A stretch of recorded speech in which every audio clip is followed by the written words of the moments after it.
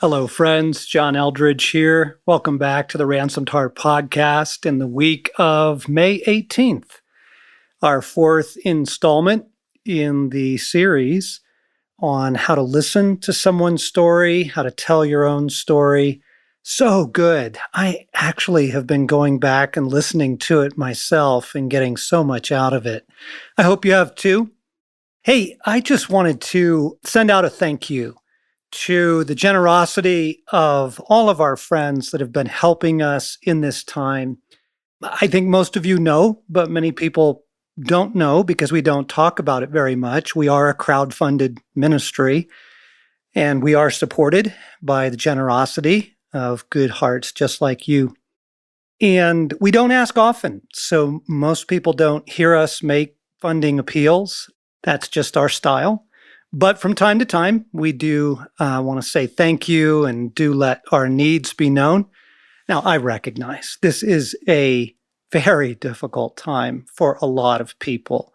And close friends have lost work, lost companies, had to lay people off. So we get it. We understand. But if you're in a position in this time, if you're doing okay, and you would love to partner with us as we actually expand our reach and speak to more people around the world, we would love your help. We would love your partnership. You can make a contribution very simply online at ransomedheart.com. You can drop us a line, get on our website, and find out how to do that. So thank you for remembering us in this hour. Thanks for your generosity. Oh my goodness, it means so much to us. And if you can help, we would love that. And I know you're praying for us, and that means even more. So, okay, here we go into part 4. The novelist Virginia Woolf said, "But to give you my life, I must tell you a story." It's true. To be known is to have someone know not all of your story, not exhaustively, but to be known. People need to know you. They need to know your story. And what we'd like to do in this final episode is just help you prepare for that and just give some real practical counsel, and along with our winsome riffing that always takes place in this. So one more time with Stacy Burton and Luke and Sam Eldridge, John Eldridge here. So guys, as we bring this in, I think the first thing I'd like to say, just by way of kind of concrete, helpful direction, is you don't have to tell it all. You don't have enough time to tell it all. I don't care if you have 4 hours. I mean, you just don't have enough time. So take off the pressure to get it all told. Instead, what you're looking for is a handful of snapshots. It's one page from a scrapbook that has the blue ribbon you won in 3rd grade and the picture of your grandmother and the, Mine was a participation, but it was still blue. Hey, way You're to a participate. winner, Sam. Yeah. Look at, and here Those you are today. dang millennials. Participating. Think of it like that. It's a page from a scrapbook. It's not the whole scrapbook. It's a page. And on that page are some significant symbols that really do paint a picture. And some of those will be moments, and some of those will be people. But take the pressure off. You don't have to get it all told. And consider what your expectations are in telling your story. What's your motive in wanting to be heard? I think that would help temper spilling it all out over 4 hours. Yeah. Oh, the amount of times I've seen folks who this is their first opportunity to tell their story to an attentive group of people. Mm-hmm. And it's like, get ready, get your swimsuits on, because it's about to get crazy in here. You're like, why am I in this Shamu splash zone with your life? This does not feel good. Yeah, because you're sitting with these people, and that's the point of this, to get to know each other and sit with them. And you're going to be able to say more. It's not your one and only chance. Yeah. The motive thing is good because, again, during one of our important breaks, our producer, Alan, bringing his wisdom to the table, said, hey, when you're telling your story, don't try and impress the group, right? How are you going to do this? What's your motive? Is it to make everyone love you? Is it to make sure you don't sound stupid? Probably not good motives. The best motive is always love. And in this case, it is the choice to be reasonably vulnerable, given the context, so that people might know you, in the hopes that they will feel known too. Oh, it is an invitation to set the poser aside for an hour. Yeah. And he or she is going to try and creep back in, because that's the way we've learned to hide and the way we've learned that the world likes receiving us. But as I enter a story, I want to be paying particular attention to the agreements that are coming against me right away, or against the person that I'm listening for, because it's going to come, and one's like, nobody really cares, or I'll never be fully known, will be really poor agreements to make as you then try and step into a space where we're trying to know you or trying to care. They're going to come. And as much as we can be aware of them on our own side of things, the one that comes from me is hide the places that feel too vulnerable. Like, spread yourself out enough that to be truly known, I'd have to take you physically to Ute Valley Park and Butterfly Beach, the top of the Grand Teton, and this particular noodle cart in South Korea. If you don't go all those 4 places with me, you will never know me. That's a fairly specific agreement, but like, I feel it, and it feels like this defensive thing. So just to be aware of, as you're coming to this space, it's a rich potential environment, and therefore it's going to be highly contested. Okay, explain a little bit more. What do you guys get hit with agreement-wise? Let's unpack that a little bit more, because that's pretty significant. Oh my gosh, the first agreement I always get slammed with is your trauma is not enough to justify your sin. Like, holy cow. Everyone else's story is so much more intense than yours, and therefore their horrible behaviors are more excusable, and I have nothing to excuse mine. Your trauma is not enough to justify your sin. Mm-hmm. And so I want to make my story sound worse or something, that, and then there's a pressure to pose. Yeah. Or justify. Yeah. Agreements, Stace, what do you get hit with? Immediately, I'm not worthy of this time, of the attention. So I find myself really rushing through it. So you're like a 15-minute person instead of an hour person? Yeah. That's good advice, as you're preparing heads up to the enemy's hatred of you and what you're going to be feeling. But then again, that's also good data, folks. Grab it for the revelation that it is and go, whoa, I am totally getting smacked right now by shame or by diminishment or hiding. And then there you go. Now you know what the enemy uses against you on a regular basis. And I bring the work of my Lord Jesus Christ against this shame. I break agreements that I'm not worthy. I break agreements that this is stupid and dumb and I shouldn't even be telling my story. Like, go to war. The ground you win in doing that will be ground won in your life.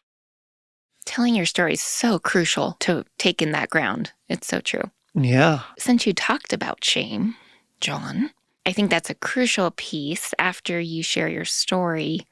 I think that is a common place that people can go to, because did I really just say that out loud and I'm being judged? A whole array of things. So don't sit in that. Bring God, bring yourself under the cross of Christ immediately. Yeah. Oh gosh, as you are driving away, Jesus, you alone have the right to interpret this right now. God. I just pray that. Jesus, you alone have the right to interpret this, my life, my story, and how that went tonight. And Lord, I pray you tell me how I'm doing. Yeah. Like, let him speak his love into it right away. There were some parameters that we gave for the group leader in listening to stories, but they're worth repeating here. You want to remind the group of confidentiality and that this is a safe environment, that there is a time parameter to it, and it might be 45 minutes, an hour and a half. I wouldn't go more than that. That's just hard for the listeners, frankly. 45 minutes, you can get a lot said. Hour, you can get a lot said. Leaving 30 minutes at least for some caring reaction, or leaving an hour for ministry then So just setting the context. So as you practice and prepare, you're telling yourself, I have an hour. So maybe, I think it was you, Luke, that was suggesting even dividing your life up. Right, because you don't want to get to the end of your hour and realize that you didn't get past fourth grade. And so the idea of, if it's 45 minutes, spend the first 15 on your childhood years, spend the next 15 on adolescence and young adulthood, spend your last 15 on adulthood and what's current. It's not going to be perfect, and you might have less to say about one area of your life, which is something that you should investigate why that is. But it's going to be flexible, but be intentional about hitting everything and not spending too much time on one area. What else, gang? Setting is crucial. Like, you don't want to do this at a coffee shop necessarily. There's going to be a lot of distraction. Perhaps someone's living room, garage, kids are not running around, and no cell phones. Shut your cell phones off. Oh, Why are you looking yes. at me? Everybody puts their phone not on Yeah. silent mode, because you'll hear the vibrations, not on do not disturb, because that still allows communications from their favorites list. Everybody puts their phone on airplane mode. This is going to be a holy experience. It's really a thing. Creating a holy environment. So again, as we're bringing this in for the 4th episode landing, just very specific counsel, how to tell your story.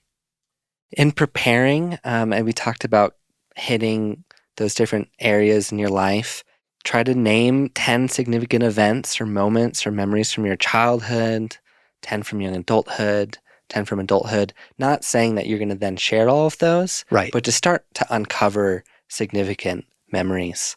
And then as you're doing this, those might cause a lot of reaction in you. You might not have specific memories about your childhood. That's something to investigate.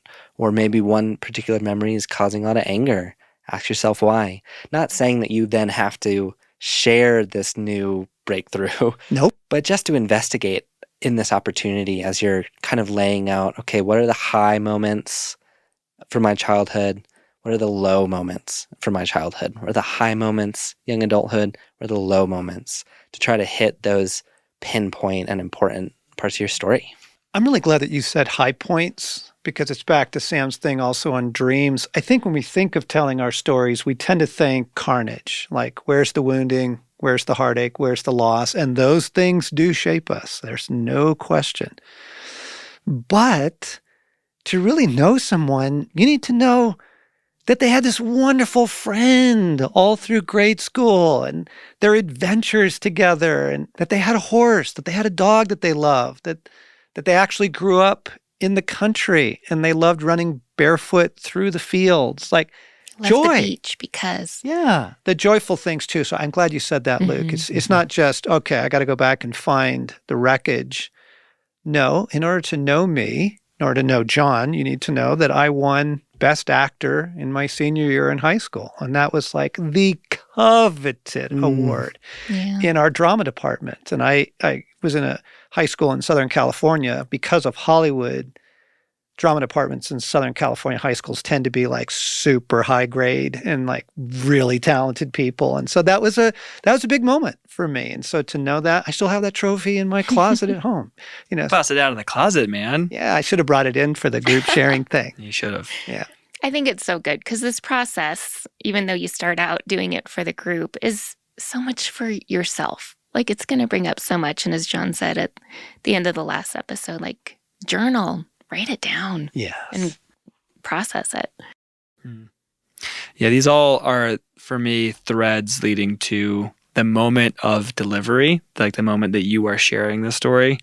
And so I want those threads because you may not have words for why you are disappointed these days, but you're living with a lot of disappointment. Going back and naming some of those beloved things, beloved pets or spaces or high moments can actually shed a lot of light on why you feel disappointed on the unmet expectations. And you're like, I've been really feeling disoriented. And it wasn't until I sat down and began to lay out these pieces. And so it's like, you're welcome. That'll be $200 for this do-it-yourself counseling. Because it is like if you are willing to give it the time, God can That's do great. amazing work there. But as I'm telling my story, I do want to be bringing people up to speed on the Sam you meet now, the sum of all of these stories and all of these hopes, expectations, pains, high moments. Like, this is why I'm going to be making the facial expressions I'm going to be making in certain stories. This is what this means. This is why I'm exhausted these days, because this past couple of years, and the more recent we get, actually, the more disproportionate our time can go. So it might be really hard to spend 15 minutes on childhood. You could spend the entire hour on the last 2 years, probably. Mm-hmm. And so it's tricky to try and navigate that well, because you want to be seen for all that you are, but also your present moment in the last 5 years, you're going to carry a lot of weight, and have that be okay. We do want to know, how did that play out? How did your love of And how are you rock now? hounding go? Exactly. Right. Right. And Right. And why is it that you're a substitute teacher instead of pursuing your private practice? Like, tell us where you are. yeah, that's good. So again, these are just very simple tips, but you'll find them super helpful. Write it down. So you've done 10, significant moments, high and low, from childhood, adolescence, adulthood. And then you've thought through, I want to share this and this and this and this. Can't get it all done. You don't need to get it all done. Write it down. Bring a note card with you. Bring a piece of paper. That's okay. You don't have to have this all in your head. In fact, that's helpful. Yeah. Yeah, it actually is. Yeah. Now, an interesting technique actually did come from your all's training program. Sometimes in a small group setting, what you can do is simply tell one significant story and say, if you want to know me, you need to know this significant story. And there's a completely different way of going about your group. And it's the idea also of bringing in an object. Here's my trophy, best actor, senior year. But I need to tell you about my home in my senior year. I need to tell you about getting kicked out of school. I need to tell you about drug taking in my senior year. You need to know a lot about my senior year, but this one object will get us there. And I'm only going to tell you this one part of my life, but you're going to learn a ton about me. Yep. So that is another way of going about this. Also, I want to add, don't have them bring it in for a landing. Don't have them put a bow on everything. You actually don't want people to do that. And so they come in, they tell their story, and they go, but Jesus has said it's all good. And I'm his son. And I'm living there. And they say it like that. I'm going to punch them in the face. You literally just close the door on us being able to, one, offer any interpretation. But two, you've also just told us, I'm good, I'm fine, thank you very much. God and I have worked this out. All right, let me ask one more thing, which will probably end up being three more things. But if you are mishandled, and it happens. And we're so sorry. All too often. But this is a broken world with messy people. And like you said, you're not sitting down with 6 therapists. You're sitting down in a small group. You're with 4 guys in a cabin. You're with 4 gals at a beach house. Some of them are your friends and some aren't. It's okay. It's okay. It's still good. But if you are mishandled, then what? Oh, man. Well, okay. The first thing is to say something, either in the moment or before your next gathering, to talk with the leader. If you are the leader, go talk to somebody else other than someone in the group. And then as a group, have time to process that, because there is a part of me that is actually not having a sympathetic reaction to your experience, because there may have been an agreement in the way. You may have gone in with your arms crossed and going, I don't care what you have to say. And therefore you were mishandled, because you were destined to be mishandled, because you set us up for failure. Yeah, my car wreck story of my small group. I did it. I'm not the one at fault here as a member of your group. And I'm speaking out of some irritation here, because this has happened to me, where I sat there and tried to offer, and the person went in with, no one ever sees me, and left with, I told you so. And you're like, okay, so what you need to do is have a conversation and get some other feedback. My story with the rat, even, that's what we spent the whole next time talking about, because this person doesn't say something like that without feeling really motivated to. And he had felt very tricked and manipulated. And so I actually had things to apologize for, though he participated in a terrible way in my story. It was like, okay, one of the things we have to do as a group, because you are committed to health and you can wrestle through hard things and longevity, you got to talk about it. You got to talk about it. Like, You got to talk about You it. got to talk about it. I'm And sorry. so the good leader, you've had the story time, 45 minutes to an hour, you've had the listening reaction, and maybe you've had some ministry time, and maybe it was absolutely beautiful. Still, before everybody leaves, the good leader looks to the person who just shared and says, and how are you now? Mm-hmm. How are you leaving this time? So that there can be a little bit of input then. And then if the group needs to circle back around and say, guys, I feel totally missed, but I'm not ready to go there tonight, and we'll pick it up next time, something like that.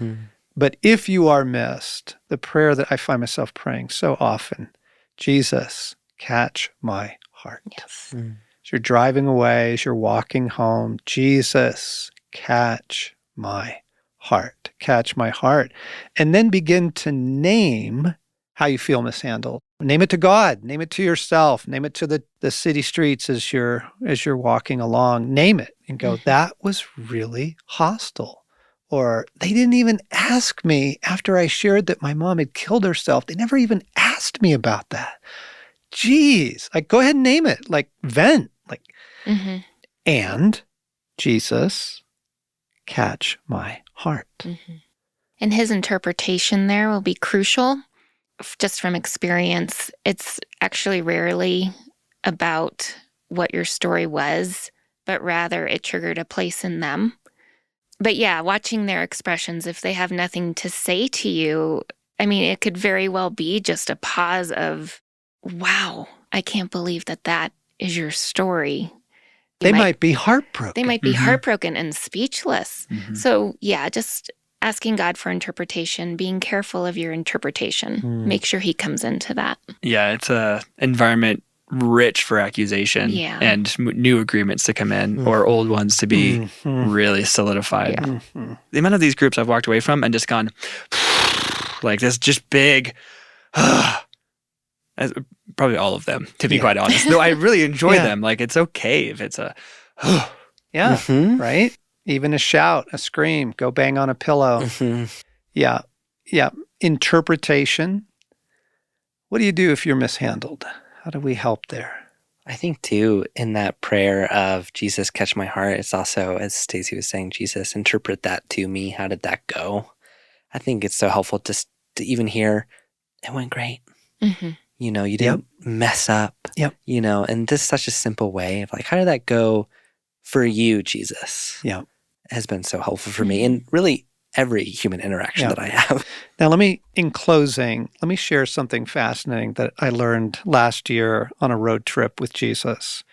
So I was really fried and I need to get away. And he took me on this road trip through Wyoming and Montana for a week. And he would bring up memories in my story.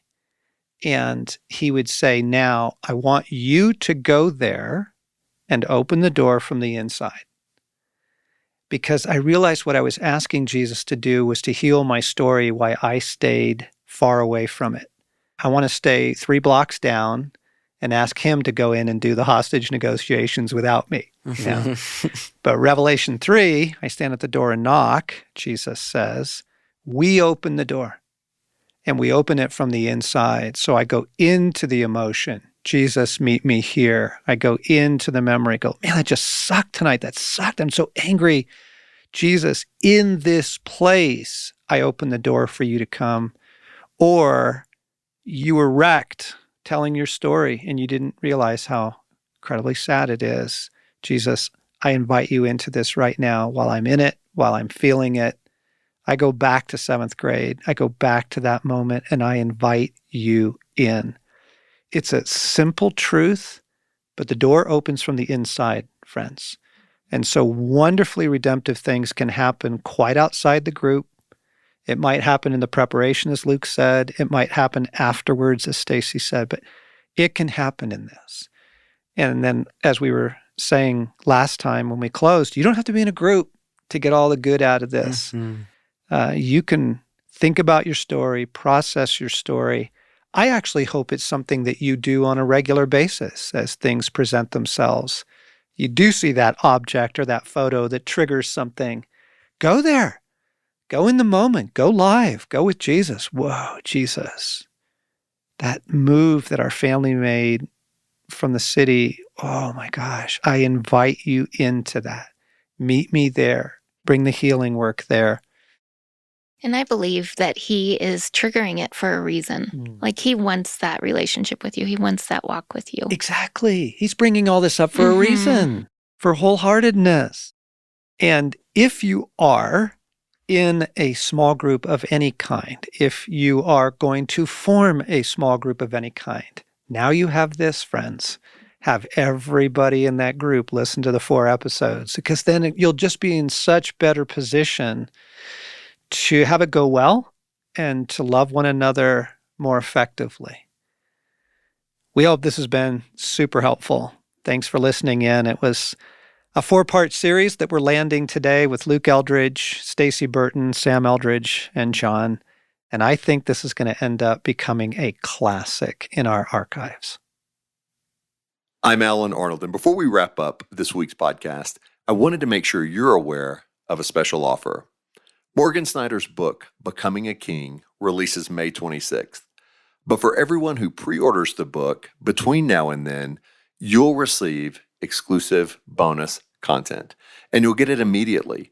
The first is an audio conversation with 4 wives whose husbands have consented to the path and process of becoming a king over the past decade. You'll hear firsthand from them about the transformation that their husbands have experienced by being on this journey. You'll also receive the first 3 sessions of the Becoming a King video series and the corresponding first 3 chapters of the Becoming a King study guide. You can find out more at becomingaking.com. We'll see you back next week on the Ransomed Heart Podcast.